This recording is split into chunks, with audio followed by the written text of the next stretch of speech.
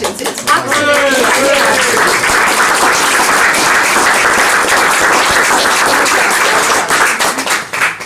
Some of the work would make such fabulous presents, christenings for grandchildren, and Alan takes commissions, which is very, very important.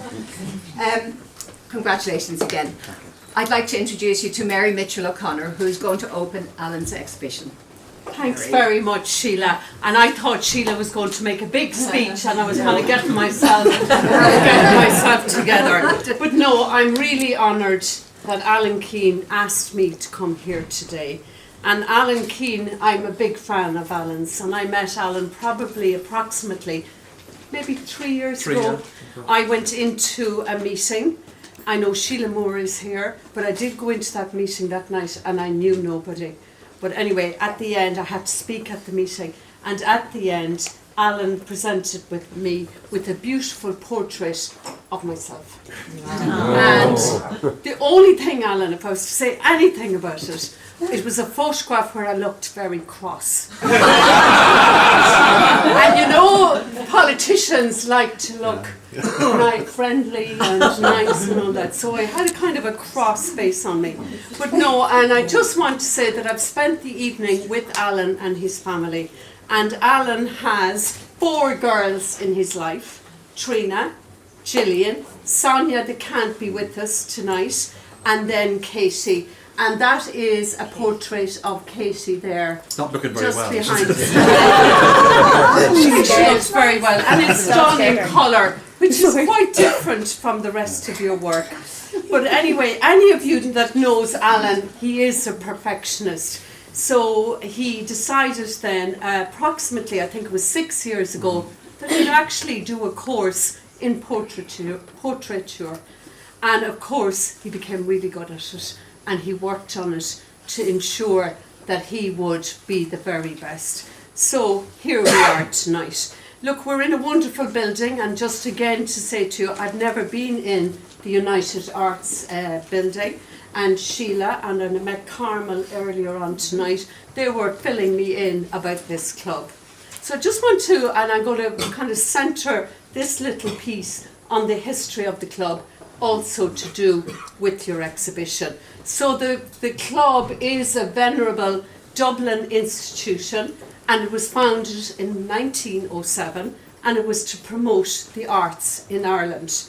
Now what was different about it and what broke new ground was that it offered ladies full and equal membership to men and women. And if you think of the gentlemen's clubs that are all around Stephen's Green, that was not the case. And then of course there was another little thing that was different about it also, is that it was not political and it was not affiliated in any way to religious communities. The piece that I like is that one of its founders was Countess Constance Markievicz. And Constance Markievicz, as you know, she was made the Minister for Industry 100 years ago. I sit at the cabinet table, and just over my head actually is Constance Markievicz, and it has been painted by Rod Coyne. I didn't know that until I started doing some of the homework for this exhibition tonight. But anyway, so sometimes I look at her, you know, there isn't that many women at the cabinet table, and I just think that if she was to come back again and land in, and often she carried a revolver, if you know.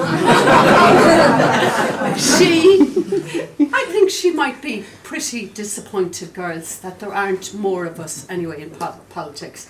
So, you know, I just want to base that in politics and in history.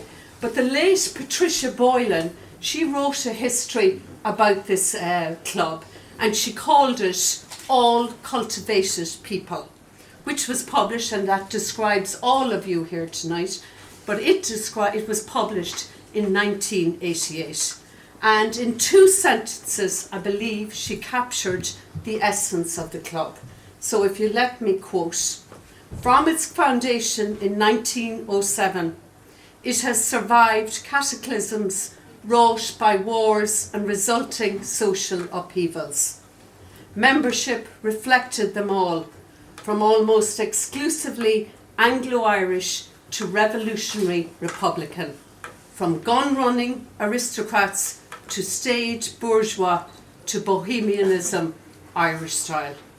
So I'm not sure, ladies and gentlemen, if Alan fits into any of those categories.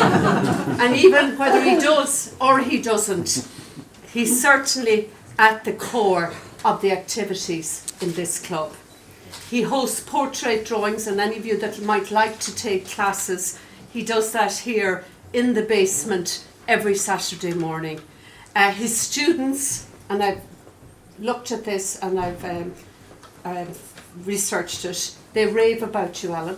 Here, here, And here, here. yeah, who said here, here? Here, here. Very good. Yes, yeah, let's do that. A few of them So his students rave about the strengths of Alan as a teacher, and that he instills a great sense of pride in each and every one of them. Now, I did ask Alan what kind of students that he teaches and that studies under him, and he told me that there are a certain type of people, I hope they're here in this room. Some of them are plastic surgeons, forensic scientists, engineers, accountants, and they're all people with very high-powered jobs, but also they're very precise. And I think when you look at the portraits here, you can see what Alan would be developing in such artists. So late in his life, the great French post-impressionist painter Paul Cézanne, he told his art dealer Ambroise Vollard that the culmination of all art is the human face, and the 30 works on the walls around us bear witness to Alan's immense talent and his skill as a portrait artist. I know, and I'm going to pick out the ones I like. I think they actually have red dots. I love that one there, just there. You know where the lady is doing up the plait. I saw another beautiful one of the avocado. I also love the two, and if you don't mind, I'm going to tell you the story of the two paintings down towards the end. First, the gentleman that is surrounded by the seagulls.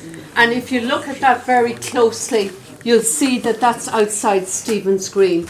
And that gentleman, what's his name? Daniel. Daniel, and it's important to the story to give him a name.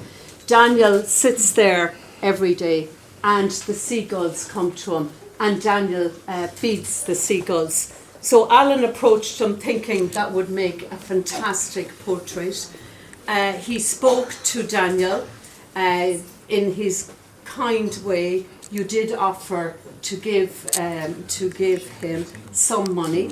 He refused, but he did say, ladies and gentlemen, that if that painting is sold, that he would like you to donate some of the money towards the homeless people. So, you know, I think that's a lovely story. And was Daniel homeless himself? Or I suppose we're making a... He wouldn't really claim to be, Yeah. but it was pretty obvious, you know, that he had no fixed abode. Okay. Now the other one then, right beside it, and I'm going to call him David. you know, David.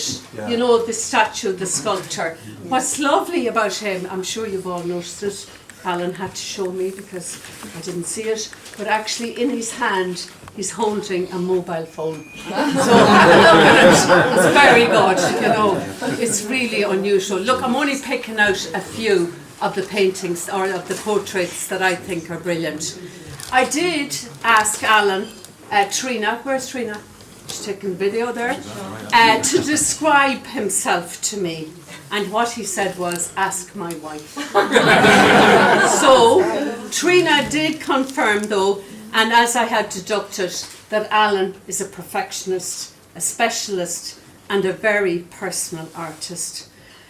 He is a perfectionist in, if I can tell you one little quick story, and that was that there was a portrait of a dog, of a great, white German shepherd. A white German shepherd, anyway, was to be commissioned, and it was a wife that was getting it as a present for her husband. The dog had died and she was getting this as a present for her husband. So anyway, she came to collect the portrait of the dog. I didn't know you did portraits of dogs, but anyway. And when the woman saw it, she wasn't entirely happy actually. So she said it to Alan. She said, there is something off on that dog. And Alan takes it off home and he starts to look at it. And you obviously are very precise. Now, I think I have this name wrong, but you use a proportional divider. Exactly right, yeah. Proportional divider. And he uses this proportional divider and it actually measures, you know, off the photograph of the dog and has it exactly on the portrait. And he found that the eyes were 2 millimeters off. And that something like that can change a whole, I believe, a whole portrait. So anyway, Alan fixed it up, got the eyes back on the 2 millimeters, and the lady Julie came back for her husband's present, and lo and behold, the husband loved the dog and recognised that it was the dog that had died. So look, I think that shows that it is an obsession for you. I know that you spend hours crafting your talent, and that you work in graphite and charcoal to allow for precision. So Alan, I think that we're here to admire your work, to buy your work and to purchase your work, and that is all because I think, you know, of your artistic ability. Your talent is God-given, and then you hone it with endless hours of practice and hard work over a lifetime. So Alan tells me that his favourite artist is Salvador Dali, and I don't think this kind of reflects you, but anyway, and he says it's for his tremendous sense of the ridiculous. But Dali did say, and I think this might help with you in what you're doing, he says, drawing is the honesty of the art. There is no possibility of cheating. It is either good or bad. So I believe that what we see here in front of us is really good. It's really of a high quality. I want to formally open this exhibition. I want you to enjoy it. Alan, you're to enjoy it with your lovely wife and your 2 daughters that are here tonight. Thank you so much for inviting me. And I think that it is, you know, it reflects on you, the wonderful crowd that we have here tonight. So, Gora Mila Mahagir, a green